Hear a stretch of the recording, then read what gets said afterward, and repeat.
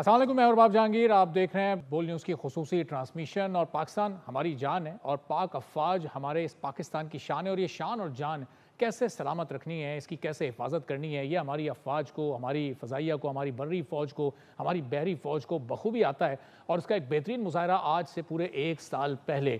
جب اپریل کے آخری دن چل رہے تھے اور مئی کا آغاز چل رہا تھا، تو اس وقت ہم سے 5 گنا بڑے دشمن بھارت نے ایک بار پھر شرارت کرنے کی سوچی، پورے پلان کے ساتھ اپنی مضموم کارروائیاں شروع کی، اور ہماری پاک فوج نے دندان شکن اس کو جواب دیا، منہ توڑ جواب دیا، اور ایسا جواب دیا جو کہ اب ہمیشہ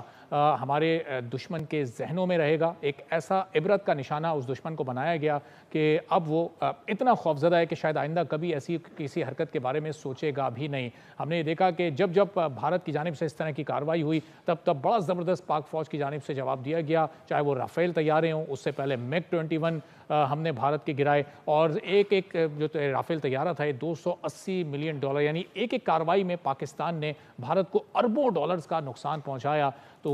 وہ نقصان اب بھی ان کے اعصاب پر مستقل طور پر سوار ہے، اور اس ایک سال میں ہم نے دیکھا کہ کس طرح پاکستانی قوم کا سر فخر سے بلند ہوا، کس طرح ہم پوری دنیا میں ریلیونٹ ہوئے، کس طرح دنیا میں ہماری عزت بڑھی، کیسے ہم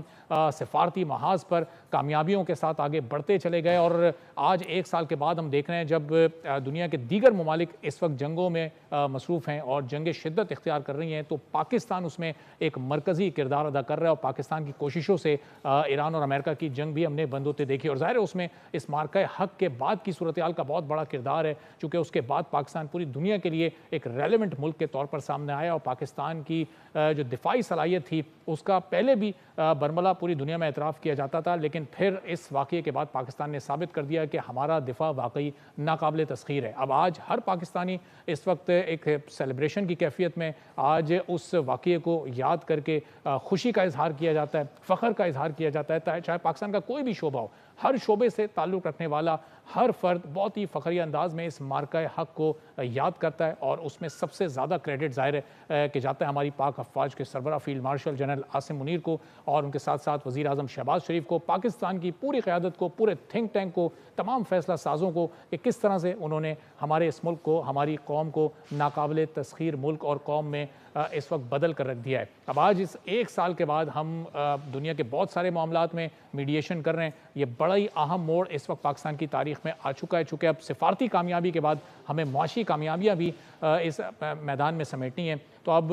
اس ٹرانسمیشن کا بھی باقاعدہ آغاز کرتے ہیں، مہمان بھی مختلف ہمیں جوائن کرتے رہیں گے، اور ان سے بھی ہم جانیں گے کہ اس ایک سال میں پاکستان کتنا تبدیل ہوا، اور اب اس ایک سال کے بعد پاکستان کتنا آگے جا سکتا ہے اور کتنی تیزی سے گرو کر سکتا ہے۔ احتشام ملک صاحب سینئر تجزیہ کار ہمارے ساتھ موجود ہیں، دیگر مہمان بھی ہمیں جلدی جوائن کریں گے۔ احتشام صاحب بہت شکریہ، آپ نے اس ٹرانسمیشن کے لیے وقت نکالا۔ اب مارکہ حق ظاہر ہے جس وقت ہو رہا تھا، اچانک بھارت کی جانب سے حملہ کیا گیا، وہ پہلگام واقعہ، پھر فالس فلیگ آپریشن، اس کا پورا الزام پاکستان پر لگانا، کہیں کوئی ثبوت نہیں تھا، ہمیشہ کی طرح وہ پروپیگنڈا، اور پھر بھارت نے اچانک حملہ کیا، اور جو پاکستان نے جواب دیا کتنا مؤثر جواب تھا، کتنا شدت کے ساتھ وہ بھارت کو ملا، اور اس کے بعد بھارت کو اور دنیا کو کیا پیغام گیا؟ جی بنیادی طور پہ یہ بات اپنی جگہ بالکل صحیح ہے کہ جو بھارت کا زوم تھا، غرور تھا، ایروگنس تھی، وہ شاید کسی حد تک ٹھیک تھی۔ وہ اس لیے کہتے تھے کہ جی ہم دنیا کی چھٹی بڑی ملٹری طاقت ہیں، 10ویں بڑی معیشت ہیں، پاکستان کیا بیچتا ہے ہمارے سامنے، اور وہ شائننگ انڈیا، تھرائیونگ انڈیا کے نعرے ہر وقت، اور وہ مقابلہ کہ جی ہم تو مقابلہ چین کے ساتھ ہے۔ یہ علیحدہ بات ہے کہ 2022 میں چین سے انہوں نے مار کھائی تھی، اور لوگ بھول گئے تھے 1962 میں جو چین نے ایک زبردست ہندوستان کو شکست دی تھی۔ دیکھیں اس سارے تناظر کو اس طرح دیکھنے کی میرا خیال ہے ضرورت ہے ارباب، کہ دیکھیں ایک سال کا پیریڈ ہو گیا، مئی سے مئی کا سفر، ہم کس طریقے سے سیاسی طور پہ، سفارتی طور پہ، ملٹری کے طور پہ ہمیں جو کامیابی ملی۔ ابھی دیکھیں یہ 4-6 دن کا مارکا تھا، اس کے بعد آپ نے دیکھا کہ کس طریقے سے پریزیڈنٹ ٹرمپ نے فیلڈ مارشل عاصم منیر کو بلایا وائٹ ہاؤس میں دوپہر کو کھانے پہ، اور یہ بالکل پروٹوکول کے خلاف تھا۔ یہ کبھی نہیں ہوتا کہ آرمی چیف کو کوئی اس طرح بلائے، لیکن یہ کیا تھی، اس کو کہتے ہیں پوزیشن آف اسٹرینتھ۔ آپ جب آپ اپنے سے اتنی بڑی طاقت کو شکست دیتے ہیں تو دنیا بھی آپ کو بڑا سیریسلی لیتی ہے۔ تو پریزیڈنٹ ٹرمپ کے بارے میں بہت ساری ان کے بارے میں باتیں ہوتی ہیں، لیکن ایک بات ہے کہ وہ کہتے ہیں کہ بہادروں کی وہ قدر کرتے ہیں، بولڈ آدمی کا وہ اکثر ذکر کر رہے ہوتے ہیں۔ تو یہ آپ دیکھ لیں کہ جس طریقے سے ہم نے یہ سفر کیا، اور جس طریقے سے باہر کے لوگوں نے کہنا شروع کیا. میں تو باہر کے اخبارات پڑھتا ہوں ارباب ان کے تبصرے, ان میں سے ایک کا تبصرہ یہ بھی تھا کہ جی ہندوستان اس سارے پروسیس میں پاکستان کو سوائے کہ جی ایپی سینٹر آف ٹیررزم ہے, دہشت گردی ہے, کیوس ہے, ان کی اکانومی ڈوبی ہوئی ہے, وہ اس میں لگے رہے. پاکستان یہ دیکھتا رہا کہ جی ملیٹریلی یہ کہاں پہ کھڑے ہیں اور ہمیں کیا کرنے کی ضرورت ہے. ہم نے اپنے کارڈ جتنی تیزی کے ساتھ کھیلے سفارتی محاذ پہ اور ملٹری کے محاذ پہ, وہ اب ہندوستان کے لوگ مان رہے ہیں کہ ہماری تو آنکھیں بند تھی, ہم تو پاکستان کو بڑا لائٹلی لے رہے تھے. لیکن آپ نے دیکھا اس کے بعد ہوا کیا, اور پھر یہ کہ ساری دنیا, رافیل کمپنی بھی کہتی ہے, مگ طیارہ بنانے والے رشین بھی کہتے ہیں کہ جی ہمارے جہازوں کا قصور نہیں ہے, مین بیہائنڈ دا مشین جو ہے نا وہ اگر فارغ ہے تو ہم کیا کر سکتے ہیں. دیکھیں اس کو اس طرح بھی دیکھنا چاہیے کہ آج یہ اتنا بڑا سفارتی طور پہ ہندوستان کو جو سیٹ بیک پہنچا ہے, آج دیکھیں 1 سال کے بعد ہی کتنی تیزی کے ساتھ چیزیں تبدیل ہوئی ہیں کہ نہ صرف پاکستان نیٹ سیکورٹی سٹیبلائزر کے طور پہ سامنے آیا, ایک جس طریقے سے مڈل پار کے طور پہ سامنے آیا, جس طریقے سے پاکستان نہ صرف